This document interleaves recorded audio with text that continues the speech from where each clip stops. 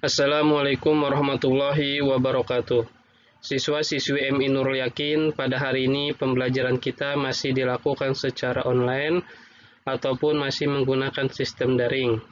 Bapak harapkan kalian semua masih dalam keadaan kondisi sehat walafiat, rajin mencuci tangan, dan menggunakan masker jika keluar rumah, serta mematuhi protokol kesehatan yang diberikan oleh pemerintah.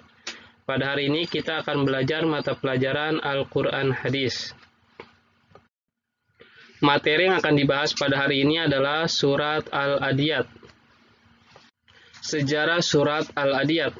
Surat Al-Adiyat ini termasuk ke dalam golongan surat Makkiyah dan menepati urutan surat ke-100 dari 114 surat yang ada di dalam Al-Quran. Surat Al-Adiyat ini terdiri dari 11 ayat yang diturunkan sesudah surat Al-Asr.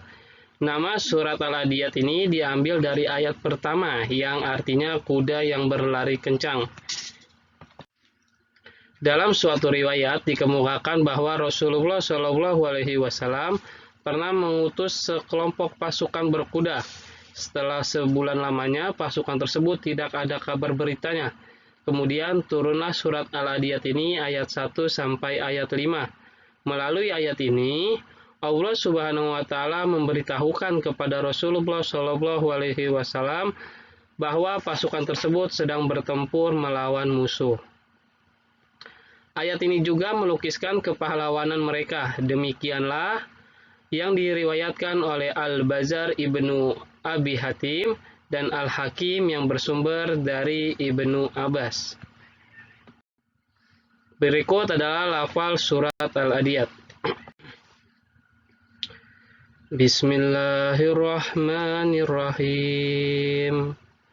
Wal-'adiyati dhabha, fal-muriyati qadha, fal-mughirati subha, fa'asarna bihi naq'a, fawasatna bihi jam'a.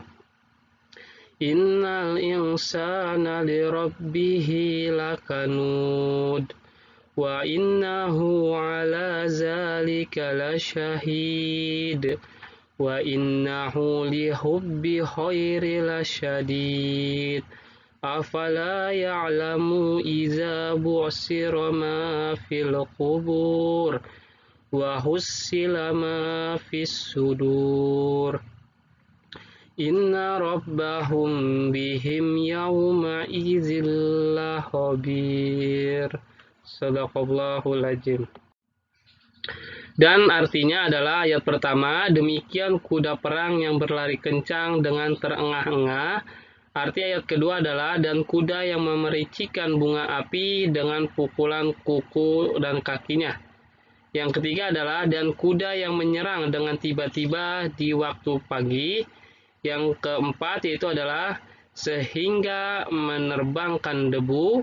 Yang kelima adalah lalu menyebu ke tengah-tengah kumpulan musuh. Yang keenam adalah sungguh manusia itu sangat ingkar, tidak bersyukur kepada Tuhannya. Yang ketujuh adalah dan sesungguhnya dia manusia itu menyaksikan sendiri keingkarannya. Yang kedelapan adalah dan sesungguhnya cintanya kepada harta benar-benar berlebihan. Yang kesembilan adalah maka tidaklah dia mengetahui apabila apa yang di dalamnya kubur dikeluarkan. Yang kesepuluh adalah dan apa yang tersimpan di dalam dada dilahirkan.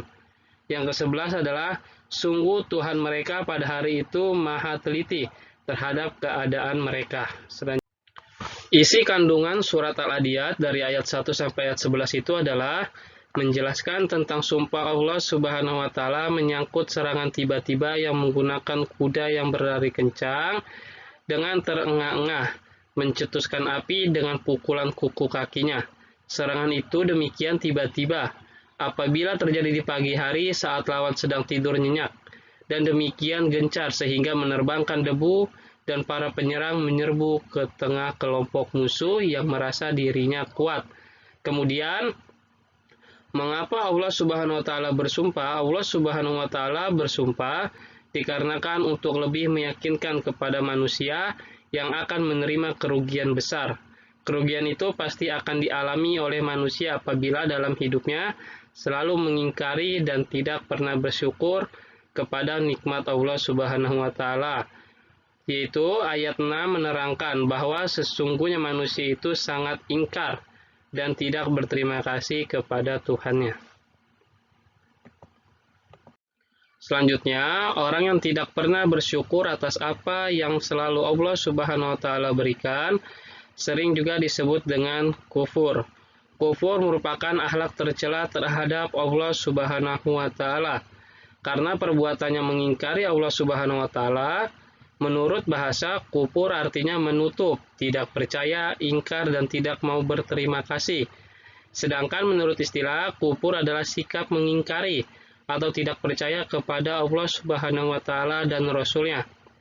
Kemudian kufur adalah kata sifat dari kafir. Jadi kafir adalah orangnya, sedangkan kufur adalah perilaku orang kafir. Rasulullah Shallallahu Alaihi Wasallam bersabda, lihatlah orang-orang yang ada di bawahmu, dan janganlah melihat orang-orang yang ada di atasmu. Hal itu akan lebih baik bagimu, agar kamu tidak meremehkan nikmat yang Allah berikan kepadamu. Hadis riwayat Bukhari dan Muslim. Tugasnya adalah menghafalkan surat Al-Adiyat dengan menutup mata. Ingat, dengan menutup mata kalian. Dan kalian tidak boleh membuka buku ataupun melihat. Mungkin hanya itu saja materi yang dapat Bapak sampaikan. Kurang lebihnya mohon maaf. Wassalamualaikum warahmatullahi wabarakatuh.